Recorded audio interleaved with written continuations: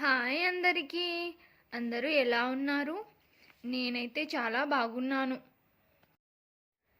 నాకు తెలుగు సరిగ్గా రాదు. నేను మహారాష్ట్రలో పెరగడం వల్ల తెలుగు సరిగ్గా మాట్లాడలేను. ఏమైనా తప్పు ఉంటే కమెంట్ చేయండి. ఈరోజు బంజారా స్టైల్ కాలో మసాలా చికెన్ కర్రీ ఎలా చేస్తారో చూసేయండి. బంజారా వాళ్ళు ముందుగానే కాలో మసాలా ప్రిపేర్ చేసి స్టోర్ చేసుకుంటారు. ముందుగా కుక్కర్ తీసుకొని దాంట్లో కొంచెం ఆయిల్ హీట్ చేసుకోవాలి. దాంట్లో ఆనియన్ పేస్ట్, వెల్లుల్లి వేసుకొని మంచిగా కలుపుకోవాలి. ఇంకోవైపు కడిగిన చికెన్లో కారం, ఉప్పు, పసుపు వేసుకొని కలుపుకోవాలి. ఆనియన్స్ కలర్ చేంజ్ అయ్యేదాకా ఫ్రై చేసుకోవాలి. చికెన్ని ఇంకోసారి మంచిగా కలుపుకోవాలి. ఆ కలిపిన చికెన్ని కుక్కర్లో వేసుకొని బాగా ఫ్రై చేసుకోవాలి. చికెన్ ఆయిల్ వదిలేంత వరకు ఫ్రై చేసుకోవాలి. మనం దీంట్లో టొమాటోస్ వేసుకుంటలేము. ఇది ఈజీగా ఎలా చేస్తారో ఆ రెసిపీ చెప్తున్నాను, టొమాటోస్ లేకుండా. దాని తర్వాత దాంట్లో కాలో మసాలా కొంచెం వేసుకోవాలి. అది వేసుకొని బాగా కలుపుకోవాలి. ఈ కాలో మసాలా అనేది స్పైసెస్తో చేస్తారు. దాంట్లో కాల్చిన ఎండు కొబ్బరి అవి వేసి స్పైసెస్ అన్నీ కలిపి పొడి చేస్తారు.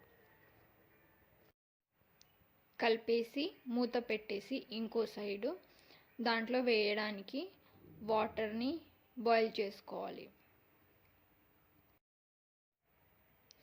మధ్య మధ్యలో చికెన్ని కలుపుతూ ఉండాలి, లేకపోతే అడుగంటిపోతుంది.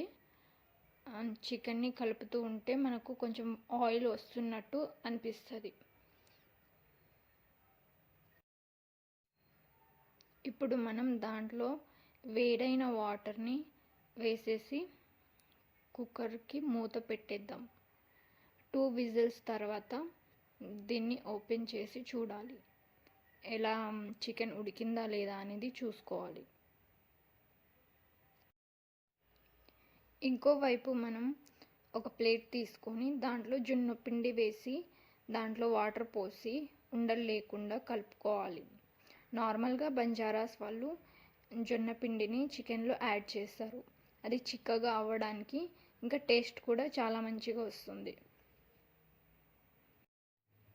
బంజారాస్ వాళ్ళ ఇంట్లో జొన్న పిండి కంపల్సరీ ఉంటుంది. జొన్న రొట్టెలు డైలీ వాళ్ళు చేస్తారు. అందుకే జొన్న పిండి ప్రతి దాంట్లో యాడ్ చేస్తూ ఉంటారు.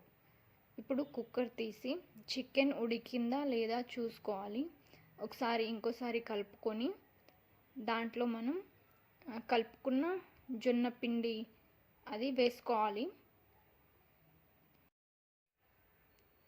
జొన్న పిండి అది కలిపినాక వాటర్ లేకుండా చికెన్ కొంచెం చిక్కగా అయినట్టు అనిపిస్తుంది.